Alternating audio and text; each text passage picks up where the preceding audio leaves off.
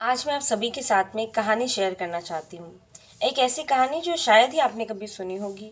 कभी कभी हमें लगता है कि कोई व्यक्ति अगर हमारे साथ कोई गलत व्यवहार कर रहा है तो हम उसे गलत मानते हैं कि ही इज़ रॉन्ग, ये हमारे साथ गलत कर रहा है, ऐसा नहीं होना चाहिए। या उस समय कोई और अगर हमारा साथ दे दे तो हमें उसका साथ अच्छा लगने लगता है। तो इसी पर आधारित एक कहानी।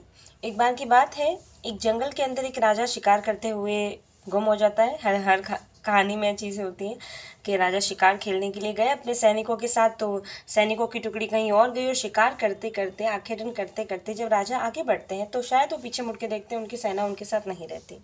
उस समय वो थोड़े घबराते हैं, थोड़ा आगे बढ़ते हैं।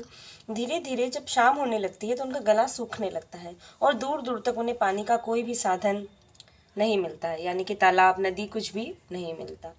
तो वो थक कर अपने घोड़े से उतरकर एक पेड़ के नीचे छाँव में बैठते हैं।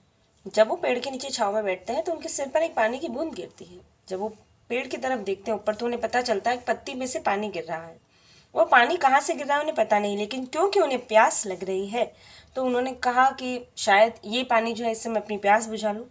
उन्होंने एक पत्ता लिया, उस पत्ते से दोना कटोरी जैसा बनाया और उसको उस बूंद के नीचे रखा।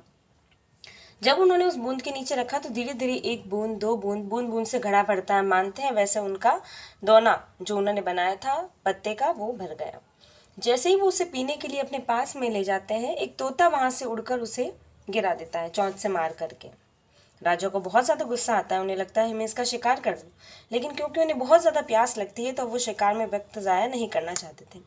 वो फिर से एक दोना बनाते हैं, वापस से रखते हैं, फिर वापस धीरे धीरे धीरे धीरे जब वो पूरा दोना भरता है उसके बाद जैसे ही उसे मुंह के पास ले जाता है फिर से वही तोता आकर के उसे गिरा देता है। अब राजा को बहुत ज़्यादा गुस्सा आता है, वो बहुत ज़्यादा क्रोधित हो जाते हैं। उन्हें लगता है अगर मुझे ये पीना है, अगर मुझे पानी पीना है तो मुझे पहले इस तोते को मारना पड़ेगा। वो उस तोते को मार देते हैं।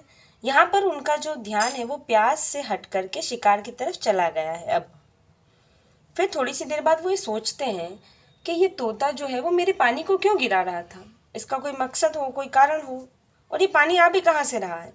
धीरे से जब वो पत्तियों को हटाते हैं तो उस पेड़ पर एक अजगर सोया हुआ रहता है और वो अजगर जब सोता है तो उसकी लार उस पत्ते के माध्यम से नीचे गिर रही थी।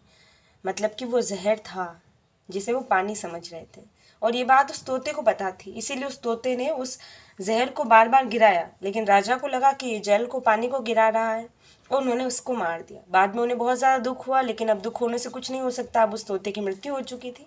ऐसा बहुत बार हमारे जीवन में भी होता है। हमें लगता है कि कोई व्यक्ति हमारा लगातार प्रतिकार कर रहा है, हमें कुछ करने से मना कर रहा है, तो हम उसके बारे में बुरा सोचते हैं, लेकिन हर बार सामने वाला का जो मकसद है वो बुरा नहीं होता। Thank you.